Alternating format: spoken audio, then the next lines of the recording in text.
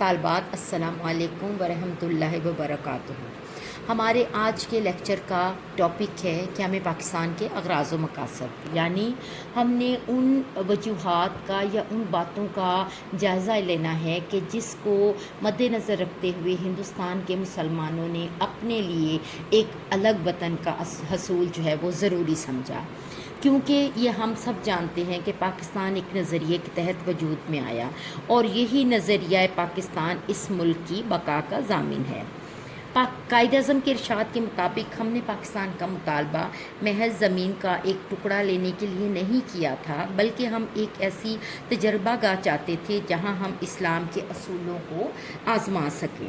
پاکستان کا مطلب کیا؟ لا الہ الا اللہ، ایک اسلامی معاشرہ کی تشکیل کا ضامن ہو اور جہاں صرف حاکمیت اللہ تبارک و تعالیٰ کی ہی ہو۔ اسلام جو ہے ایک مکمل ضابطہ حیات ہے اور اس مکمل ضابطہ حیات اور یہ ضابطہ حیات ہمیں زندگی کے ہر شعبے میں رہنمائی بھی کرتا ہے اور ہمیں گائیڈ لائن بھی پرووائڈ کرتا ہے۔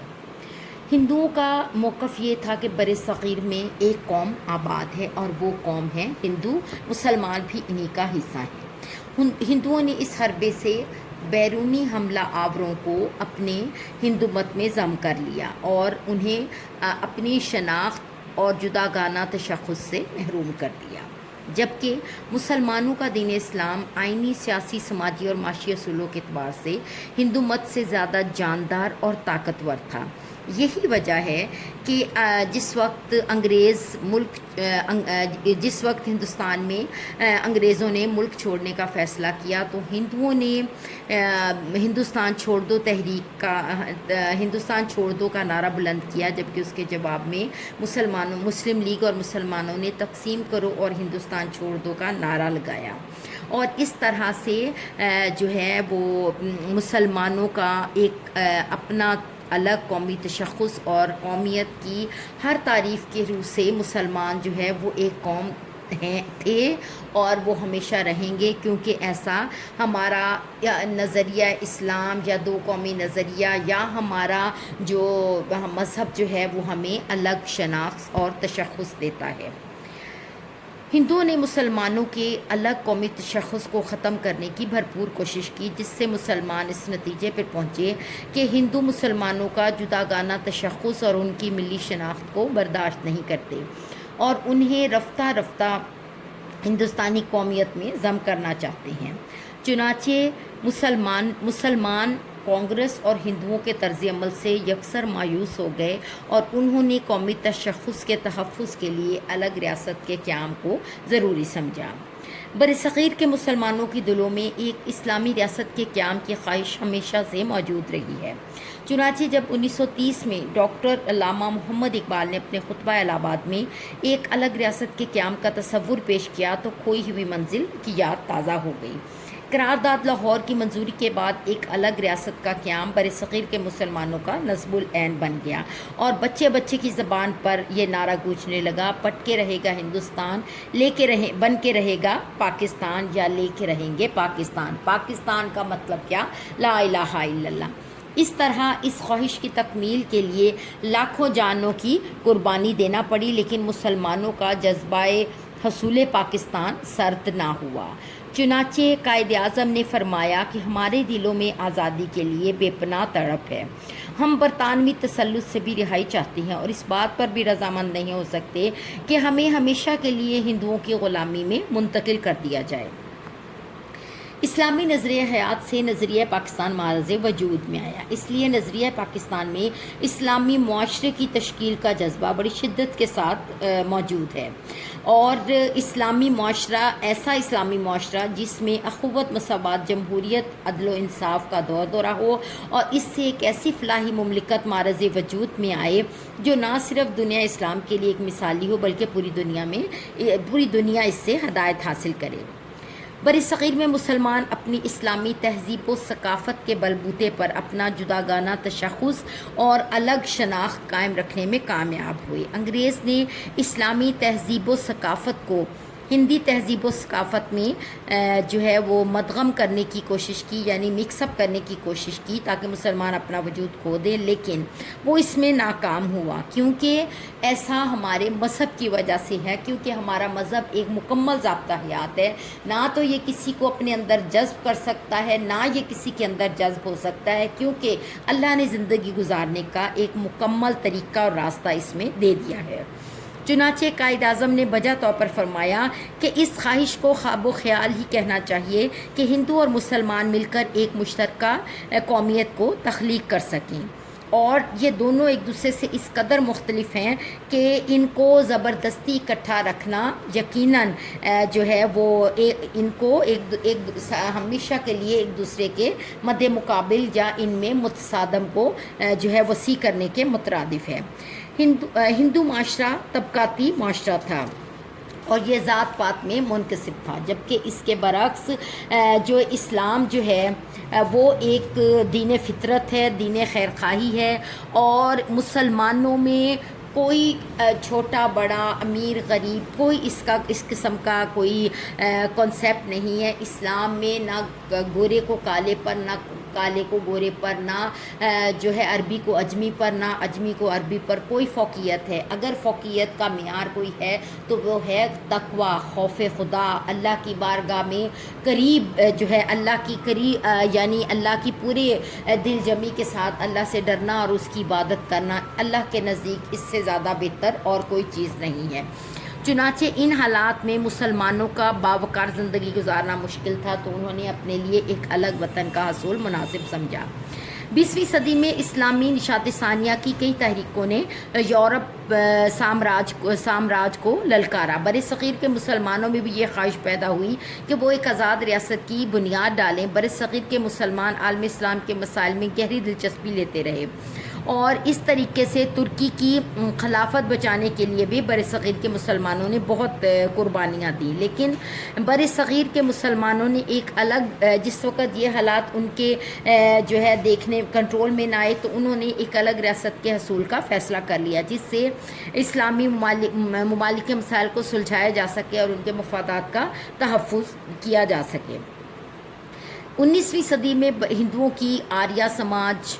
شدھی اور سنگھٹن جیسی ہندو انتہا پسند اور متعصبانہ تحریکیں وجود میں آئیں۔ آریہ سماج کا نعرہ تھا ہندوستان ہندوؤں کے لیے ہے، اور اس لیے مسلمان ہندو مت قبول کر لیں ورنہ ہندوستان چھوڑ دیں۔ چنانچہ ان تحریکوں نے مسلمانوں پر ان کا عرصہ حیات تنگ کرنا شروع کر دیا، اور مسلمان بھی ہندوؤں کے ساتھ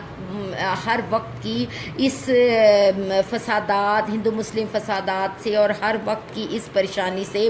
بہت اکتا گئے تھے۔ چنانچہ انہوں نے پرامن اور پرفضا ماحول جو ہے وہ اس کو تلاش کرنے کے لیے، اللہ اور اللہ کے رسول کی عبادت کرنے کے لیے، اور اپنی زندگیوں کو انفرادی اور اجتماعی طور پر قرآن سنت کے مطابق گزارنے کے لیے انہوں نے اپنے لیے ایک الگ اور آزاد وطن کا جو ہے وہ الگ وطن قائم کرنے کا جو فیصلہ کر لیا۔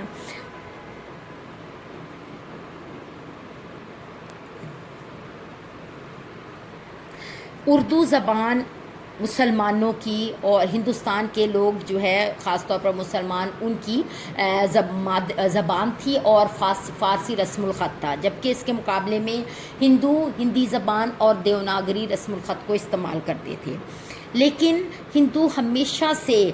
جو ہے وہ اردو زبان کے خلاف رہے ہیں۔ چنانچہ 1867 میں جب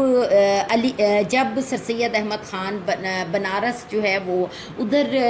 ٹرانسفر ہوئے، اپوائنٹ ہوئے، تو وہاں کے ہندوؤں نے اردو کے خلاف ایک محاذ بنایا ہوا تھا۔ سر سید احمد خان نے اپنی زندگی میں جب تک وہ زندہ رہے انہوں نے ہندوؤں کو ایسا کرنے سے باز رکھا، لیکن سر سید کی وفات یعنی 1898 کے بعد جو ہے وہ 20ویں صدی کے آغاز میں کچھ ایسے حالات و واقعات رونما ہوئے کہ مسلمان جو ہے وہ سر سید کی وفات کے بعد علی گڑھ کالج بھی اتنا فعال نہ رہا اور مسلمان بھی اتنے کوئی جو ہے نا وہ ایکٹیو نہ رہے۔ نتیجہ یہ ہوا کہ اردو کے خلاف جو ہے وہ ہندوؤں کا محاذ جو ہے وہ بہت زیادہ زور پکڑنے لگا۔ چنانچہ مسلمانوں نے اپنی زبان کو بچانے کے لیے اور اپنے ثقافت کو بچانے بچانے کے لیے جو ہے وہ ایک الگ ریاست کے قیام کا فیصلہ کر لیا۔ مسلمان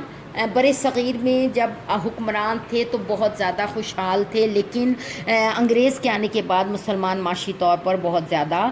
جو ہے وہ بدحال ہو گئے تھے۔ ہندوؤں اور انگریزوں نے مل کر مسلمانوں کو معاشی طور پر بہت زیادہ بدحال کر دیا، چنانچہ مسلمانوں نے اقتصادی بدحالی سے بچنے کے لیے الگ وطن حاصل کرنے کا فیصلہ کیا۔